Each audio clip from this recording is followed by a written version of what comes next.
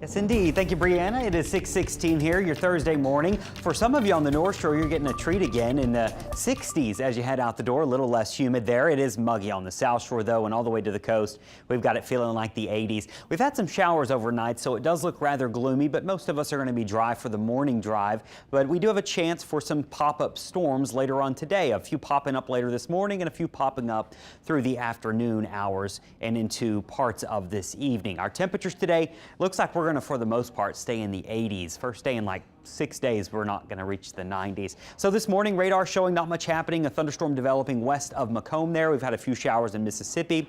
We've had a few showers along the coast. That's moving south, and most of us are dry. So we're going to watch for pop-up storms. Something else we're going to watch for, not only today, but tomorrow, Saturday and Sunday, is what we call MCS season, mesoscale convective system. Fancy way of saying thunderstorms, complex of them. They start in Texas and they move across Texas towards Louisiana. They're riding around that ridge of high pressure.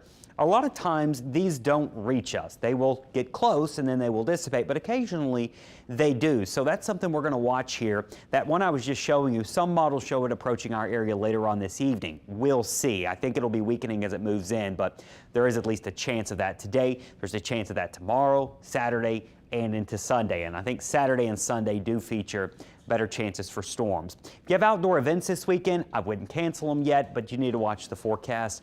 This is that time of year where you can have storms any given point of the day virtually, and the placement is very, very difficult to pinpoint for you. Now, with any of these storms, there is a risk for a few gusty winds, a few strong storms that could produce those strong winds. The risk overall, though, is very, very low. Tornado threat doesn't really look to be an issue. And hail risk, there could be some small hail, but that doesn't look to be a major issue either.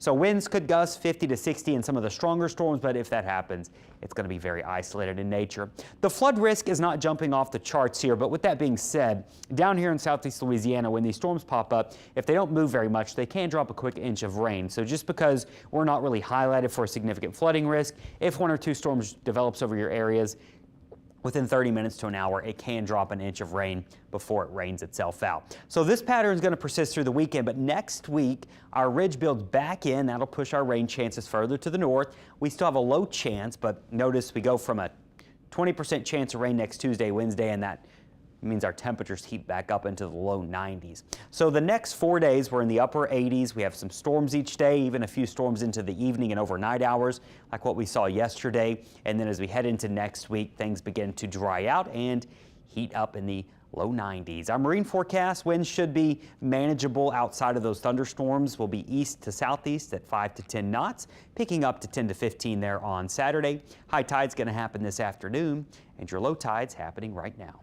Let's check